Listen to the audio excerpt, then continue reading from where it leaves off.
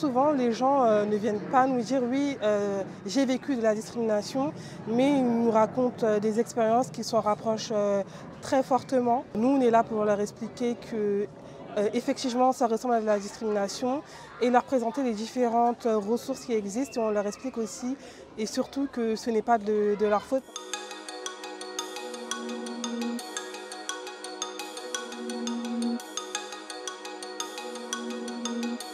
On a plusieurs jeux qu'on anime sur les discriminations. On a aussi des livres qu'on lit aux enfants, des coloriages sur l'inclusion.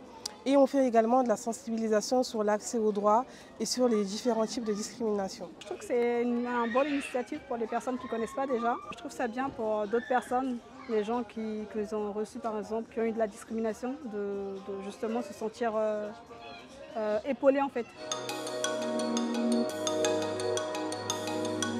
Si le monde était un village de 100 personnes, combien vivraient dans un pays libre avec des élections démocratiques? 25, 45, 65. 25. 45. Moi aussi j'aurais dit moins. C'est-à-dire qu'il y a quand même moins de la moitié du monde qui peut voter pour ses représentants. À l'échelle locale, on mène des ateliers de sensibilisation aux discriminations. Notre démarche, c'est surtout de l'éducation populaire.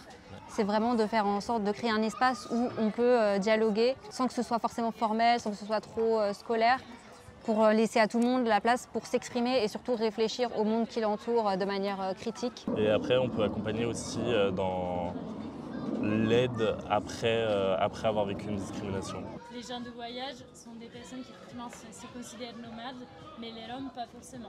On a déjà entendu, je pense, pendant notre vie qu'il faut faire attention aux Roms parce qu'ils enlèvent les enfants, ils volent, etc.